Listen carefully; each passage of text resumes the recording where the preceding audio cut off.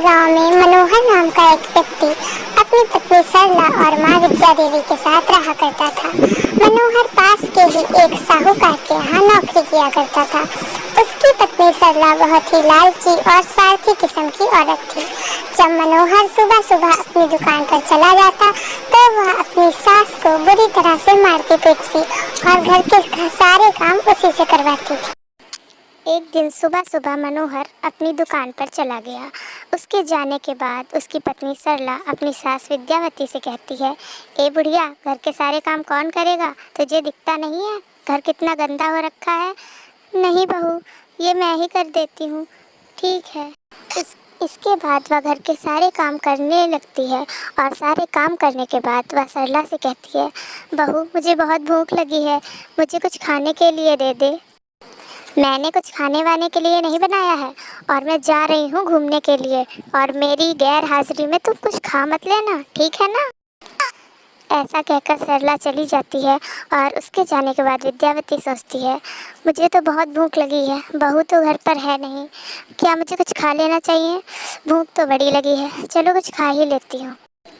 जैसे ही विद्यावती कुछ खाने लगती है वैसे ही उसकी बहू सरला वापस लौट आती है और अपनी सास को इस तरीके से खाता हुआ देखकर वह अपनी सास से चिल्लाते हुए बोलती है, मैंने तुझे कहा था ना कि मेरी गैर हाजिरी में कुछ भी मत खाना, पर तू मानने वाली कहाँ है? ऐसा कहकर वह अपनी सास को बुरी तरीके से मारने लगती है। ऐसा रोज रोज का क्रम हो जाता है।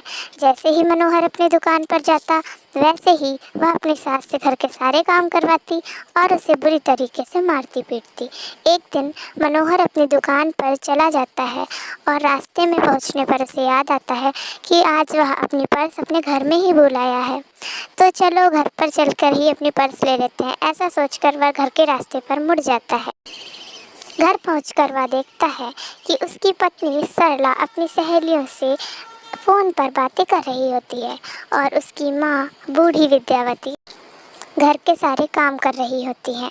ऐसा नज़ारा देखकर मनोहर बहुत ही आश्चर्यचकित हो जाता है और वह एक कोने में खड़े होकर सब कुछ देखने लगता है।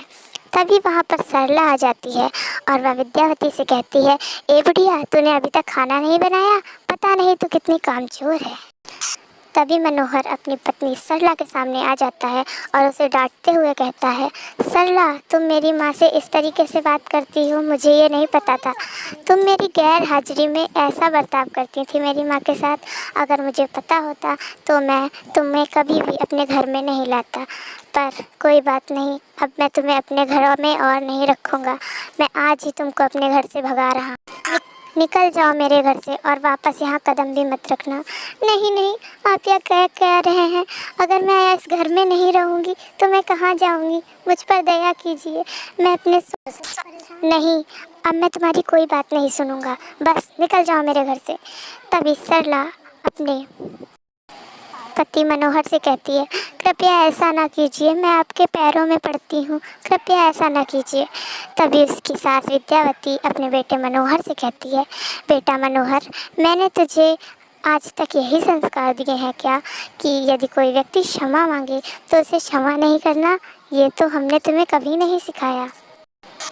नहीं माँ, इसने आपको बहुत कष्ट दिए हैं, अब इसकी जगह यहाँ नहीं है। नहीं बेटा, ऐसा नहीं करो।